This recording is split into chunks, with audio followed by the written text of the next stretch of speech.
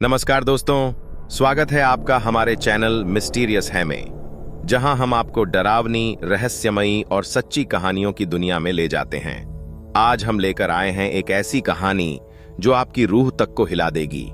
तो खुद को तैयार कर लीजिए और इस खौफनाक सफर पर हमारे साथ चलिए।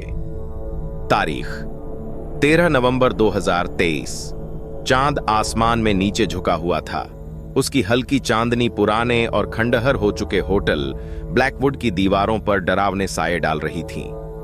हिमाचल प्रदेश के घने जंगलों के बीच यह होटल दशकों से वीरान खड़ा था।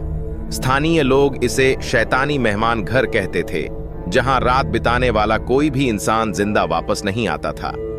1923 में एक अमीर ब्रिटिश व्यापारी विलियम ब्लैकवुड ने इस होटल को बनवाया था। यह कभी भव्यता और विलासिता का प्रतीक था, लेकिन 19 स्थानीय लोगों की चेतावनियों के बावजूद वे उत्साहित थे कि यह उनका अगला बड़ा एडवेंचर होगा।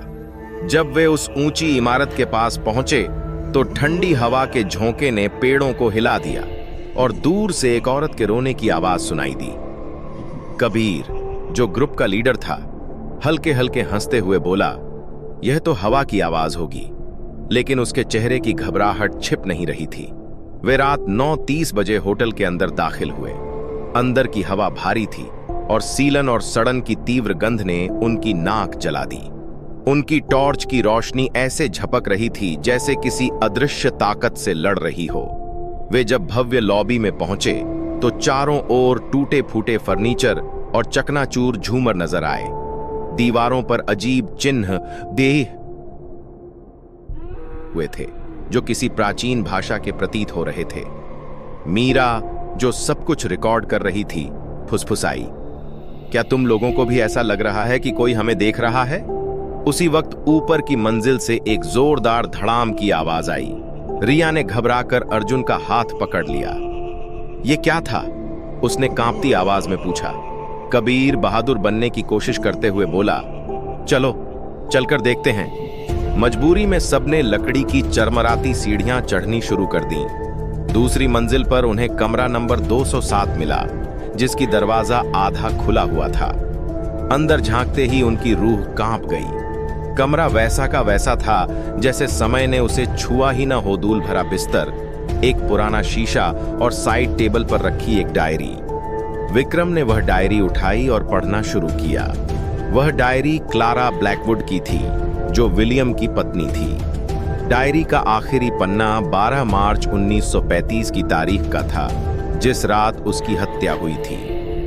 वे मुझे जानते हैं, वे मुझे लेने आ रहे हैं। मैं दीवारों में उनकी आवाजें सुन सकती हूं। मैं बच नहीं सकती, मैं सांस नहीं ले पा रही। विक्रम आगे कुछ पढ़ पाता, इससे पहले दरवाजा एक जोरदार आवाज के साथ बंद हो गया। कैमरों की लाइट्स झपकने लगीं और एक भयंकर गरज कमरे में गूंज उठी।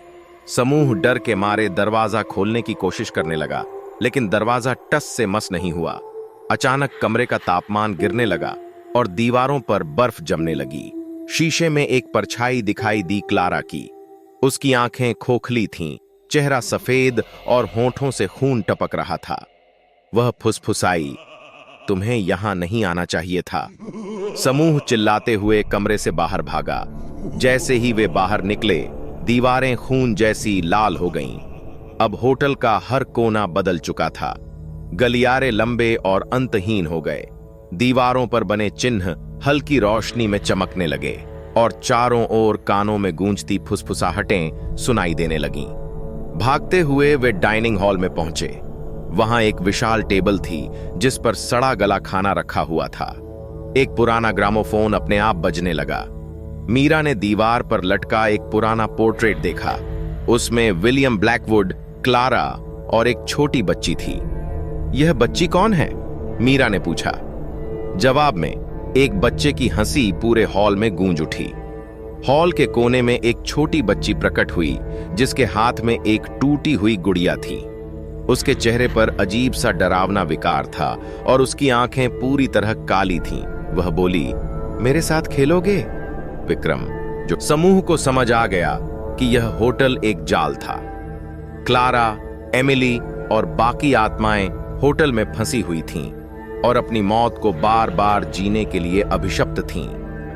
ब्लैकवुड परिवार ने अमरता पाने के लिए यहां अंधविश्वास और बलिदान की क्रूर रस्में की थीं, लेकिन एक रात उनका एक अनुष्ठान गलत हो गया जिसमें क्लारा और एमिली की जान चली गई।